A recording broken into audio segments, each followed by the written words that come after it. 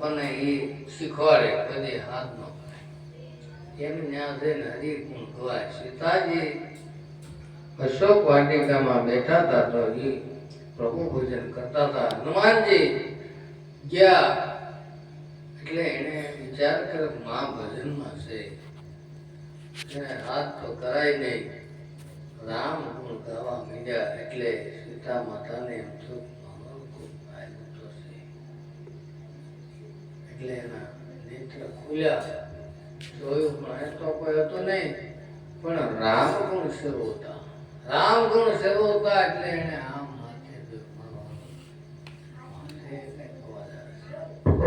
પણ એ વાંદરના સ્વરૂપમાં હતા.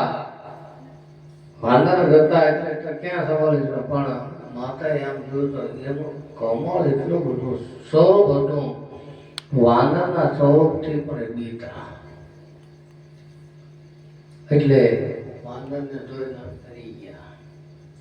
ફરી ગયા એટલે હનુમાનજીએ પ્રશ્ન કર્યો, માં મારા જેવા પાપીના દર્શન કરવા એને કરતા ફરી જવું એમાં મજા છે. એમને માને એવો ઉત્તર આપ્યો. પછી એને જો ઓળખાણ ન થાય તો મુલાકાત ન થાય એટલે મુખમાં જે રામ નામની મુદ્રિકા માને ઘા કર્યો. એ મુદ્રિકા એવી હતી કે એ રામજીને એના લગ્નમાં આપેલી. લગ્નમાં આપેલી એટલે જો રામને કોઈ જીતે તો એ મુદ્રિકા મળે, નકર તો મળે નહીં. એટલે માને નક્કી થયું રામને કોઈ ત્રણ લોકમાં જીતી ન શકે અને રામનો સેવક હોવો જોઈએ.